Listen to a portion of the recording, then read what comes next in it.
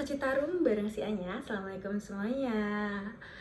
Sebelumnya, perkenalkan, nama saya Alkemala Hilmi. Saya adalah mahasiswi Universitas Bina Sarana Informatika semester 6.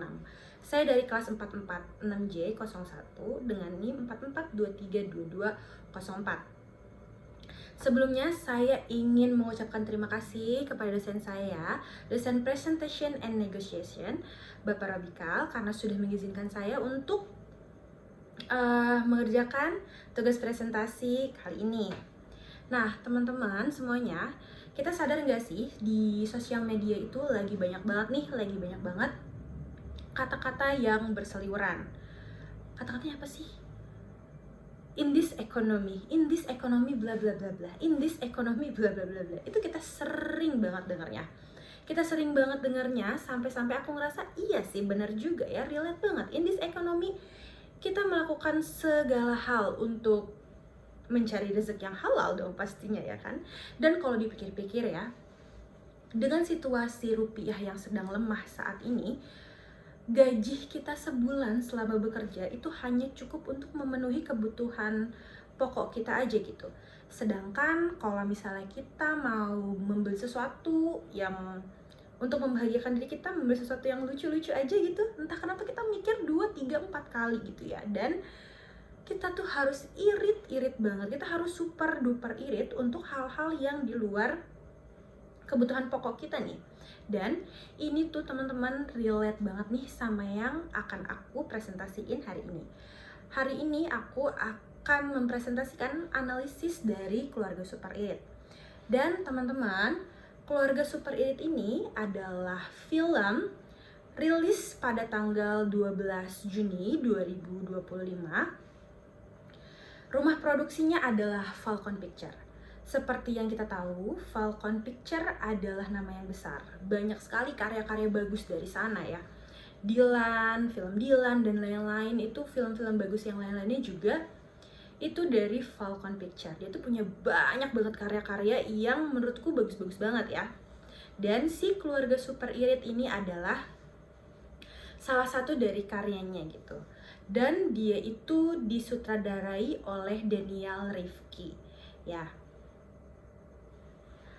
Dan kenapa aku tertarik sama film Keluarga Super Irit ini? Karena mereka itu mengusung tema yang relate gitu sama kita. Dia itu mengusung tema yang relevan sama kondisi masyarakat saat ini. Apalagi kita ini udah mulai melek gitu ya. Kita sudah mulai melek sama kehidupan, pengeluaran. Kita sudah bisa membedakan mana pengeluaran pokok, mana pengeluaran yang seharusnya ini bisa kita potong deh gitu kan. Kita semua sudah paham dan kita sudah menyadari itu. Dan di Keluarga Super Irit ini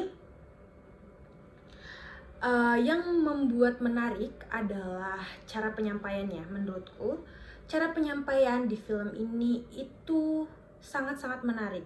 Di film ini banyak sekali pesan moral yang bisa kita ambil. Tapi yang menarik adalah si Keluarga Super Irit ini dia itu membungkus semua pesan moral, semua drama, semua konfliknya itu dengan komedi.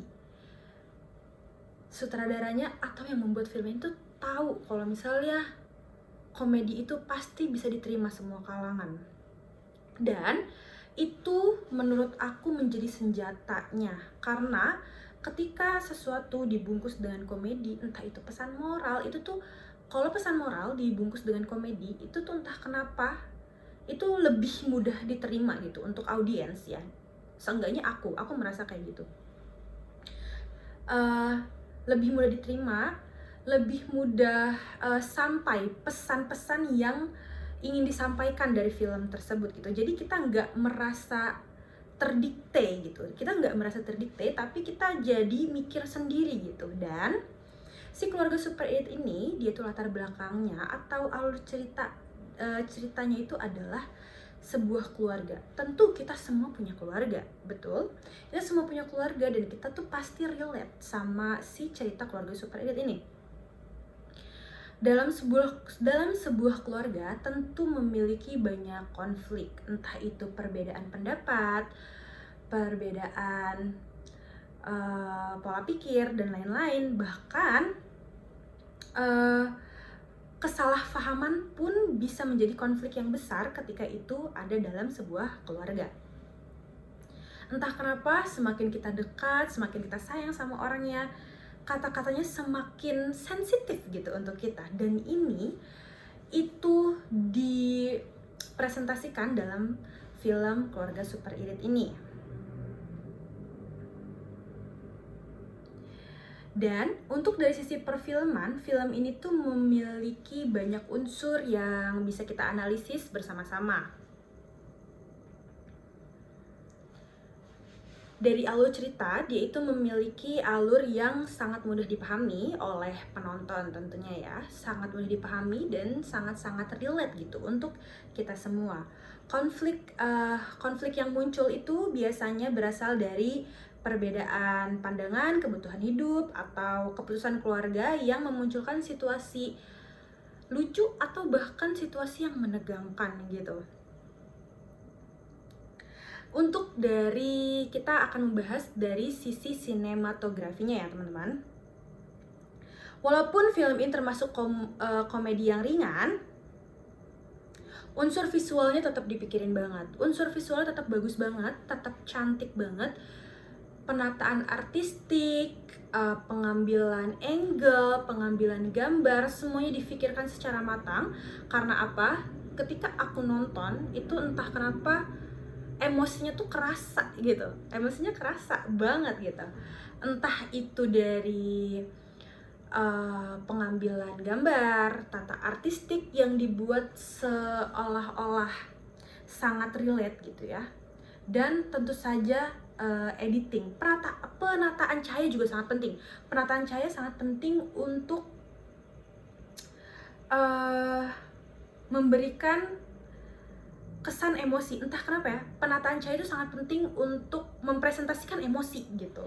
Jadi penataan cahaya itu juga sangat penting, dan di film ini penataan cahayanya pun sangat difikirkan, sehingga ketika kita menonton, kita kan sangat-sangat visual ya, kita itu sangat peka terhadap visual, jadi bener-bener visualnya dipikirin banget, penataan cahaya, bahkan ketika sedih, ketika tegang, ketika humor atau komedi, itu penataan cahaya itu berbeda-beda, dan menurut aku itu keren banget, dan pasti pembuatannya itu susah dan pasti dipikirin banget, dan kombinasi semuanya itu yang membuat aku merasakan emosi yang ada di film tersebut gitu. Dan editing ini adalah salah satu faktor penting dalam sebuah film menurut aku, karena ketika situasinya sedih, penataan cahaya, artistik, bahkan aktornya sudah bagus, tapi ketika editingnya kurang, entah kenapa ada something yang off gitu, kayak kurang kena aja gitu. Jadi editing ini juga salah satu jiwa dalam film menurut aku, dan di film ini mereka menurut aku berhasil dalam menyampaikan pesan yang mereka maksud, menyampaikan emosi yang mereka tampilkan, karena aku merasa sangat relate, aku enjoy banget ketika mengikuti ceritanya gitu ya teman-teman.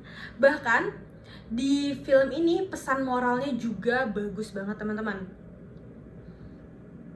Pesan moralnya juga cukup kuat. Pesan moral pertama adalah pentingnya mengelola keuangan dengan bijak ya. Masalah uang atau pengelolaan ini menjadi masalah semua orang sih menurut aku, even bukan orang yang berkeluarga, bahkan orang yang sendiri pun itu akan struggle kalau misalnya sudah berhubungan dengan pengelolaan keuangan ya.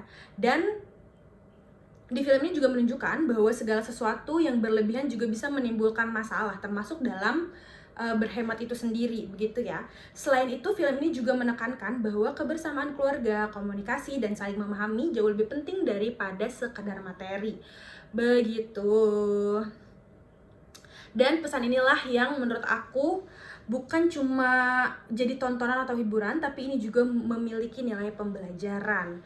Begitu teman-teman.